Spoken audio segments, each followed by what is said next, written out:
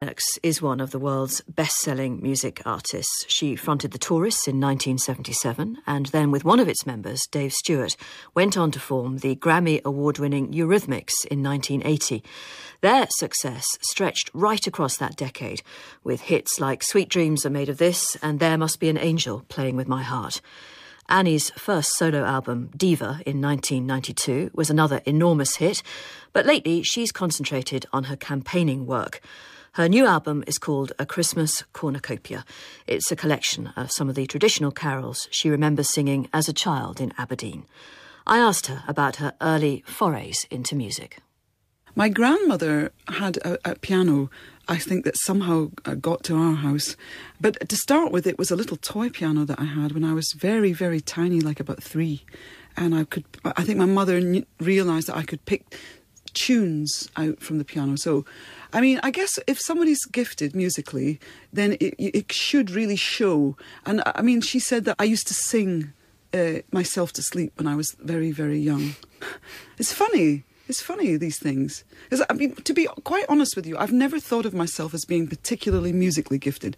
I have met a lot of people that are far more gifted than I am musically. They're far more virtuoso in terms of their abilities and their techniques. Certainly when I went to the Royal Academy of Music, I mean, there were kids there that were just flying. It was just extraordinary.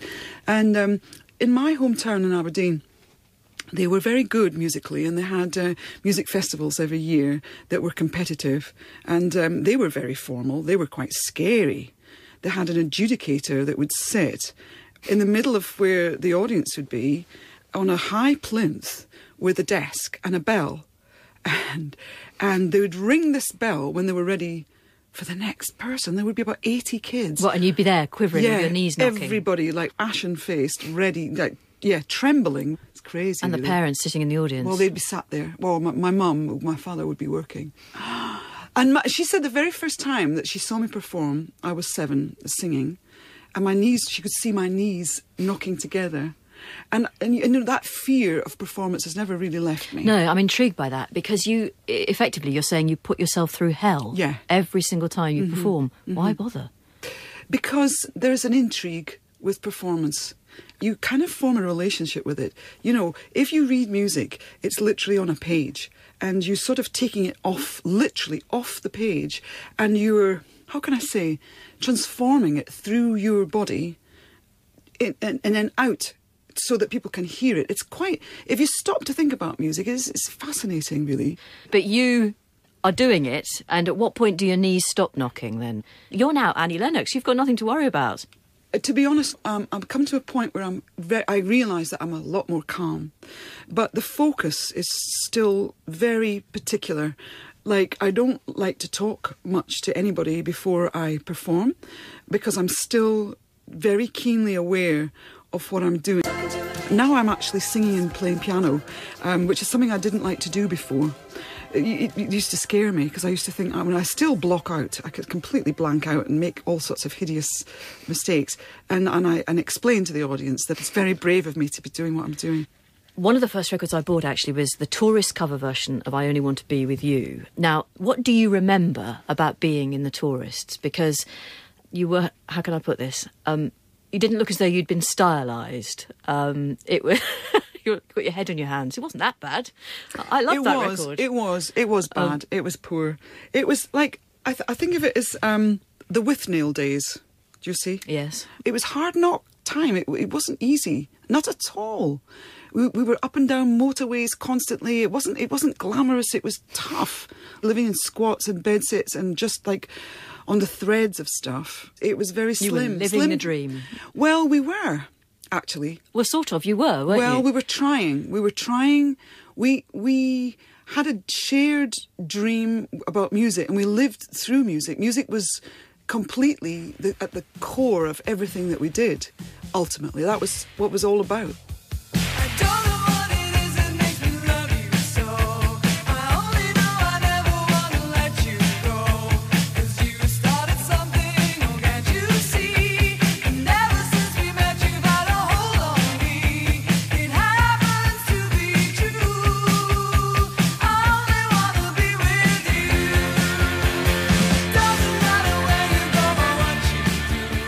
I was relatively young at the time, but I was a mad music anorak and read all the music press. And the tourists really did get stick, didn't they? Yeah, well, quite rightly so. I don't blame them for getting a stick. Yeah, but why then were you... how were you able to be really cool when you were in the Eurythmics? Because it wasn't much later, was it? And at the Central Court... Okay, that's a good question. I think, basically, for me, I was very gauche and naive, and I look at myself and I sort of cringe, really, because I think, oh, poor Pete, he must have just... honestly, this awful creature. I was trying too hard, and it's pretty bad. But I look on that, okay, that was a public, how could you say, like learning what not to do. Learning everything that you shouldn't do. But no one would have been surprised if you and Dave Stewart had disappeared off the face of the earth forever. In fact, most people thought you had. Yeah, and I would have been with them on that, because my whole outlook on myself most of the time was pretty bleak and pretty dismal. And I didn't have any real, I guess, really good, strong self-esteem. And I just had this little bit of a gift for music, loved music so much. But then, in that case, how did you get the Eurythmics going? Well, we were so focused, and we'd been through some very, very tough experiences. And I think, actually, one of the key factors was that synthesized music started. You could get a synthesizer, and it just came down to the two of us. And Dave was so visionary in his way, bless him. He went to the bank manager in Crouch End, and he had a briefcase even with some of the early recordings that we'd done together, me and him. And he went into the lovely bank manager, Jeff, who played guitar and listened to what Dave had to say. This is unbelievable.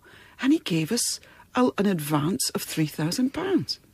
And on that money, we bought some equipment. And that's how we started. It was piecing it together bit by bit. And we were so focused on it. You'd had that bruising experience with the tourists, and you talked about your own low self-esteem. How did you find the strength to keep going? I mean, weren't you tempted actually to... Yeah, all the time, every day. Poor Dave had to drag me through Dave had to sort of always be the up guy, up to me being the sort of morose, despairing one. And I guess if you read Eurythmics lyrics, you'll see the dark side of it all, which is me, really. And the music tends to be going in the other direction, You have had depression. Yes, absolutely. Throughout your life. As I became a young adult, it kicked in. And it's a funny thing because now people are able to talk about this, even to have a language to articulate it. But when I remember feeling the way I felt, I thought there's something wrong with me. And I was living at home very unhappily, very unhappy at school. I just had no one to talk to. And the whole town, the whole environment just felt wrong, and I felt misplaced. So, and I don't think that's uncommon. I think a lot of people, probably the majority of people, feel that way, But not having a place, how can I say, like a safe place to go to just get it out and say, this is how I feel. It meant that I would have to feel those things all by myself. And so I would withdraw, and that's what people do when they get depressed.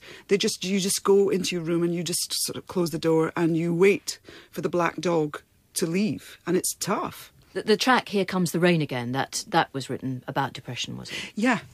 Yeah, well, when I say that, it isn't a song about depression. It's a song that comes from a mood, that turn in the sky. It's a metaphor for this melancholia.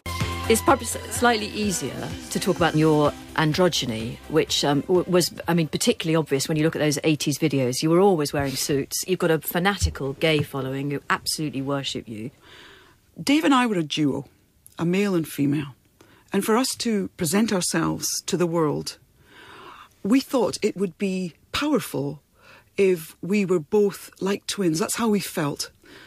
We loved Gilbert and George. We adored them. They're the artists. Yes. And this is before Gilbert and George were they were very underground at the time. And we were inspired by that. I wanted to be viewed as an equal to a man, which doesn't mean to say I have to be gay. And it was kind of baffling to me. It's a crazy thing to say in a way, but it's interesting. You put something out and people take it this way or that way. And the gay following that is now extensive started. And I was kind of very, how can I say, I was very flattered by it. I thought, do you know, that's really interesting. I must be saying something about people's sexuality. And actually, for me, it was less about my sexuality in terms of my sexual orientation, which happens to be heterosexual. But it was more a question of like, don't perceive me as simply this sort of sex object, pretty girl, which I'm not. So I wanted to step out of my own boundaries in a way and become something other. The song Sisters are doing it for themselves. It was a duet with Aretha Franklin and obviously is a feminist anthem. Yes. Why did you write that and how did you come to it? This is a crazy thing. I literally woke up one morning and the beginnings of that song were just coming in my head.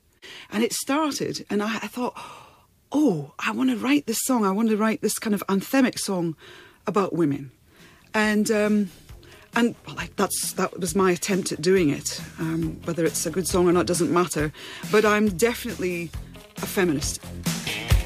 It can't have helped you to have been in this process alongside somebody with whom you had been in a relationship. You were no longer in that relationship. This is Dave Stewart we're talking about. And the press continue to be utterly obsessed by this. I mean, she said haughtily as though she isn't interested herself, which of course I am. But how was it possible for you to work so successfully and so creatively with him in the circumstances? Well, the honest truth about that is that we both knew that we had to do the work together. There was no one else that we wanted to work with.